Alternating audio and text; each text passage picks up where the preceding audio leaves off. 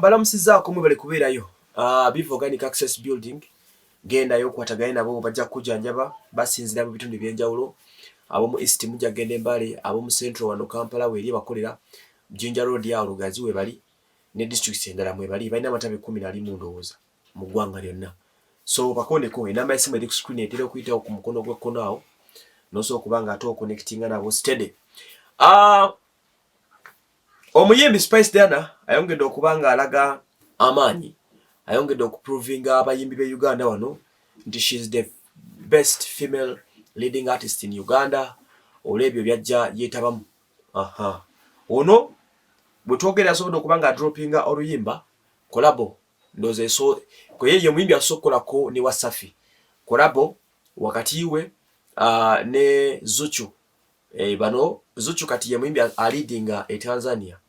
Omuyimbi nali under ekibiina ekimanyikiddwa ng'ekya Wasafi wa Diamond Platinum. Yakola oluyimba ne bayita Sukali olwa trending ennyo oluyimba olwasooka okuweza million 10 ez'aba viewer mu mwezi gumu. Ekyo teri yali kikozeeko mu East Africa yasooka okukikola.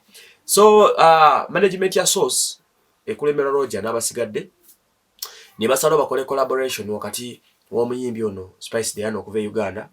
Noze Uganda kati leading artist gwe tulina flag gwewanise kubanga ne mu Afrima ba nominatinze. So labedala nga she's progressing day by day. Yomu ku bayimbi abalina ssente abatazikiza abakoze ebintu throughout okuva COVID yajja tayimiriza abadde akola nnyimba ku nnyimba, abadde atambula mawanga ku mawanga, abadde agenda maaso n'okuba nga afuna endorsements ez'enjawulo mu companies ez'enjawulo. So omukyalo ono bakoze oluyimba olumu nga Upendo era nga oluyimba luno lwakoleddwa mu ggwanga erya Tanzania mu record label y'abannaffe abo aba Diamond Platinum. Era oluyimba luno mu ssaawa 22 okuva lwe uploadinze ku YouTube channel eya Zuchu nulabe tulina views emitwalo 22 mu ssaawa 22 abakawula bali emitwalo 22 kitegeeza buli ssaawa yabadde yitawo abantu omutwalo gumu nga 12 babadde balaba oluyimba luno oba kitegera bulungi nnyo. So n'olwekyo it's a very big progress. Kakati no kino kikulaga nti oluyimba no being into mu Luswahili lutegeeza mukwano, upendo luba lutegeeza mapenzi. Lugenda kwa lumukolera nnyo olw'ensonga nti abayimbi bonna batizedi n'abaana Kenya babadde batukubisa lulimi lwa Swahili olw'ensonga nti Oluganda ojja luyimba lukome Kampala.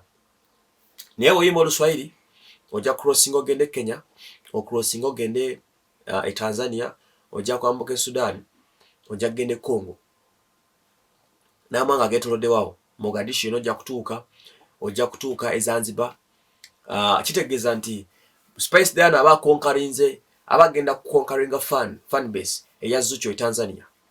Kitegeeza nti oluyimba lwonna luzanya ku radio zaabwe abantu bajja kumutegeera nti yoyo waffe Spice Diana, bajja kumufiiringa ng'omwana ow'ewaka kubanga akoze kolabo n'abewaka oba kitegeera bulungi nnyo. Eno si ye kolabo yeesoose, alina kolabo gye yakola Kokonyo ne Harmonize. Kitegeeza fan base ya Harmonize yagifuna. Najja akola n'Embosso oluyimba Will You Be My Wife we baluyita like that. Kitegeeza fan base ya Mbosso naye yagifuna. Kati akoze ne Zuchu fan base naye agifunye. Kitegeeza tewali muyimbi amusinga kumanyikirwa Tanzania gemazima. Ne buno gende Kenya ojja kugera Spice Diana bagambi bamutegeere kubanga alina kolabo nabo. Bw'anaafulumako beyond Tanzania n'agende Congo era bajja kumutegeera olulimi Oluswahili ne kolabo z'akola. Ebirungi ebiri mu kolabo, bw'okola kolabo n'omuyimbi fan base yo wagitutte, so oba togitutte naye oba ogigabanyeeko oba ofunye obuwagizi obwo kubanga bakkiriza mu Zuchu baba bagenda kukkiririzaamu nga gwe Spice Diana because of that. So strategically afunyemu kirungi. Kitegeeza kati asigaza kuba kolabo na muntu omu, asigaza ya Diamond Platinum. Toyinza kumala gaveeno ne bagikuwa tosobola kuveeno ne bamala gagikuwa kolabo eyo. Naye kati emutenda magenda ng'ayita, kitegeeza next stop muyinza okumaliza ng'alina kolabo eyo mu ngalo newankubadde expensive naye begenda muwa fan base ey'amaanyi ebegenda muwa mileage oba kitegeera lunyo. So let's support our own okubanga twongera okumukkiririzaamu naye bakola. Ndowooza TNS yaleegezezaako ng'eyagala ekikole tekinnaba kutambula. Kati Spice alabika flag eyo yagikutte ayagala agende viral mu Africa.